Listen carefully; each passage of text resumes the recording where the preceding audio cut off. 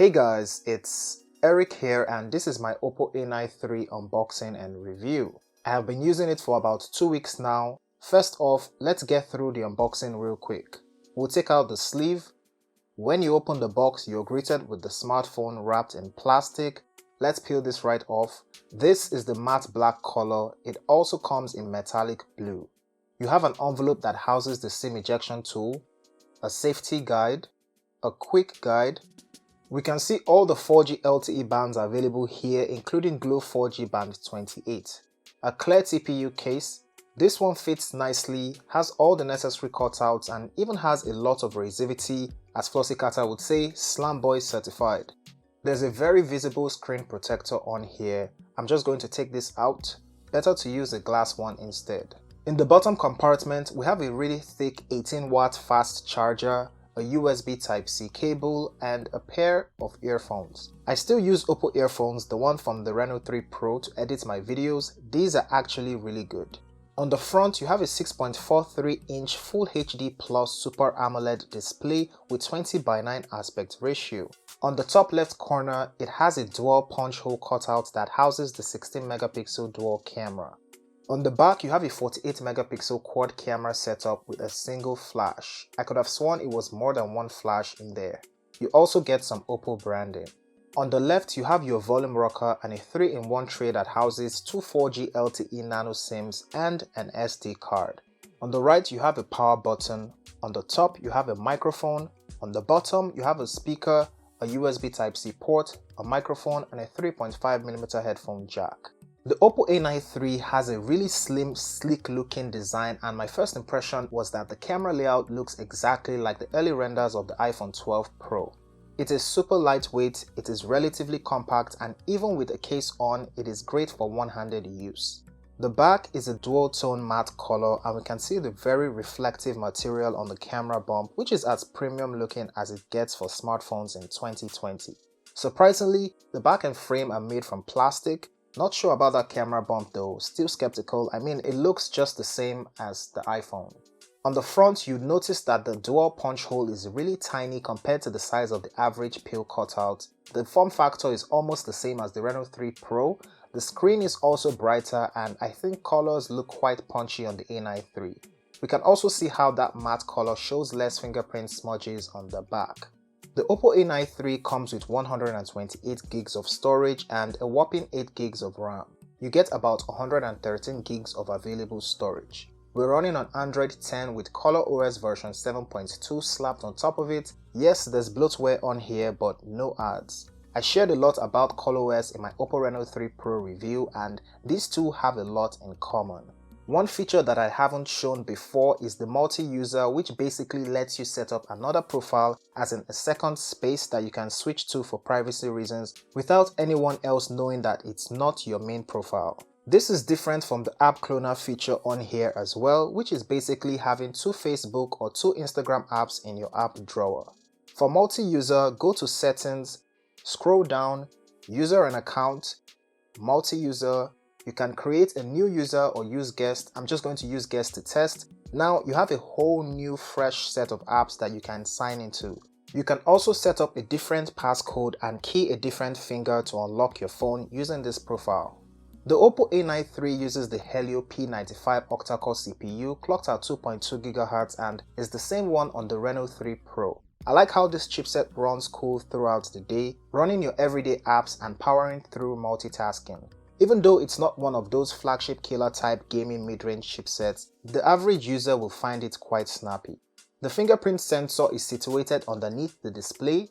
It doesn't support locking and unlocking in quick succession, and the under-display fingerprint sensors are generally not the fastest, but it unlocks quickly enough for me, so no complaints there. The less secure face unlock is pretty fast and unlocks with outdoor lighting. Indoors, it's a hit or miss and it does not unlock in pitch darkness. Here's how the speaker compares side by side the Reno 3 Pros.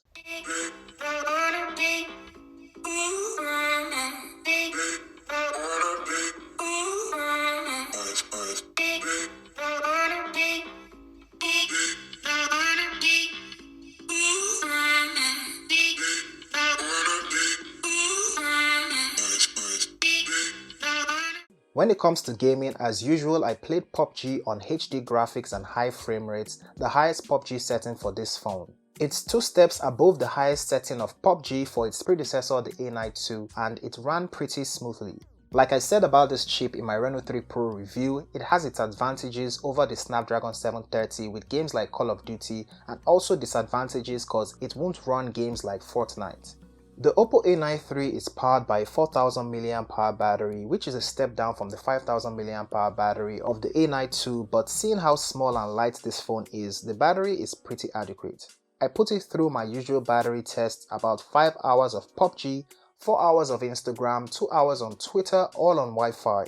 This gave me nearly 12 hours of screen on time with 15% left to spare, which actually translates to a full day of battery life plus change. It took me 1 hour to charge to 70% and 1 hour and 43 minutes for a full charge with the quick charger that came in the box. The Oppo A9 III's camera comes packed with Pro mode, time-lapse, slow-mo, and night mode. The Pro mode is pretty interesting because there's a feature called XHD that basically captures 108 megapixel resolution, and it's all software based. I'll call this one an overkill, but if you ever need to show phone pictures on a really big screen, maybe for a presentation or to print them on a banner, this would be the feature to use. It also seems to have a richer, more contrasty tone compared to the 48 megapixel shot. The images take up to 40% more storage space. Dynamic range on here is great, and we can see the AI mode making the sky look bluer ever so slightly. Plus, everything else looks nicer with AI turned on.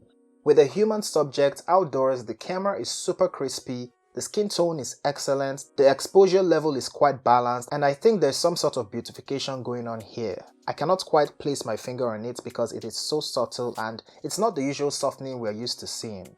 If you watch a lot of my reviews, you'll know what I mean.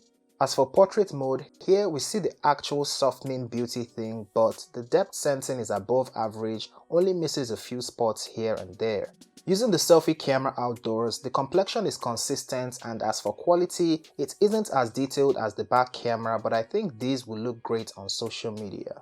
With portrait mode, the depth sensing is actually excellent, and for many front-facing mid-range cameras, that's hardly ever the case. Indoors, here the cameras really shine.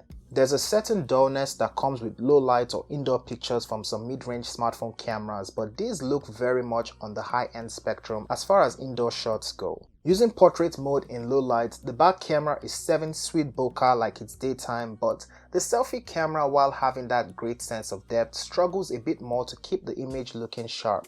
The grayed out background is a bokeh feature in the camera settings. I compared the night mode with the iPhone 11 Pros, and while the iPhone has its beat at first glance for having more accurate, crispier colors, you can actually see a couple of areas where iPhone misses the mark, like the shadows on the roof and the highlights from the light source. A simple Lightroom vivid color preset brings the A9 III photos so close, which is crazy for a phone that costs 1/3 of the iPhone's price. The A9 III also sports night mode for the front-facing camera, and you can combine it with flash, but in pitch darkness the results look rather ghostly. There are some outcomes that only actual LED light can give you. It's better to use this when there's some form of light source in the room, but still don't expect anything drastic. It records videos in 4K from the back camera and 1080p from the front, but the image stabilization only kicks in on the back camera while recording in 1080p.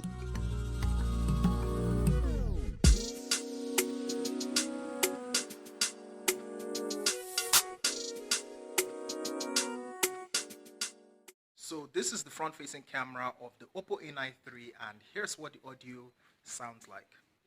Oppo A9 III is definitely that mid-range phone for everyone who doesn't care for bulky phones but still wants a premium design, good camera, great battery life, and a very capable mid-range processor on a budget.